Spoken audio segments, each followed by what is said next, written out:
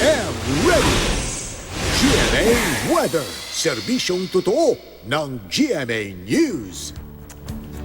Hi, good morning, Susan. Morning, Mantani.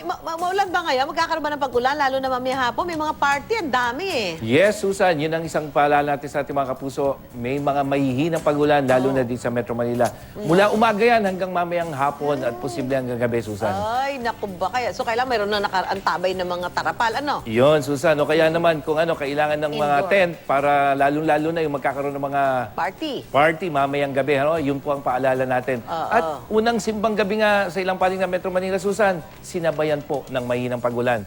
At makikita natin dito sa Subic Doppler Radar ng Pag-asa, yung kulay dilaw, kulay orange. Yan po yung ulan na tumama sa ilang panig ng Luzon, lalo na dito sa may Central at Southern Luzon. Kasama na po ang Metro Manila, kaninang madaling araw yan. At ang asahang panahon dito sa Metro Manila sa mga susunod pang oras, mataas ang tsansa ng ulan, umaga hanggang hapon, hanggang sa gabi mga kapuso. Mahihinang pag-ulan pero pwedeng makaapekto sa inyong mga gagawin, lalong-lalo na po yung mga magkakaroon ng Christmas party mamayang gabi. At sa iba pang panig ng Luzon, maulang panahon din dito sa may Cordillera, dito sa may Cagayan Valley, kumisa malalakas sa may eastern section, hanggang dyan sa may ilang bahagi ng Central Luzon, yung Aurora Province. At dito sa Southern Luzon, malakas na ulan dito sa may Quezon Province, Bicol Region, at dyan sa may Mimaropa at pagdating ng hapon, maging ang Calabarzon, makararanas din ng mga pagulan.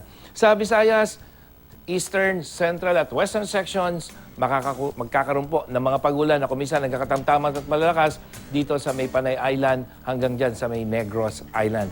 At sa Mindanao, sa umaga, ang may ulan, Sulu Archipelago at Zamboanga Peninsula. Pero pagdating ng hapon, malalakas na thunderstorm ang posible sa may Northern Mindanao, dyan sa may Caraga Region at dyan sa may Socsagen at Davao Region. At sa wind forecast, hanggang weekend po, makikita natin yung patuloy na pag-ihip ng hanging amihan dito sa Luzon at posibleng dyan sa Visayas at yung epekto ng tail end ng cold front na sa ngayon ay nakaka-apekto dito sa may eastern section ng Central at Southern Luzon. So yun yung mga magdadala ng pagulan mga kapuso dito sa ilang bahagi ng ating bansa ngayong weekend. At yan ang latest mula sa GMA Weather. Ako po si Nathaniel Cruz, magplano para sigurado. I am ready. Serbisyong totoo ng GMA News. Maraming salamat, Mantani.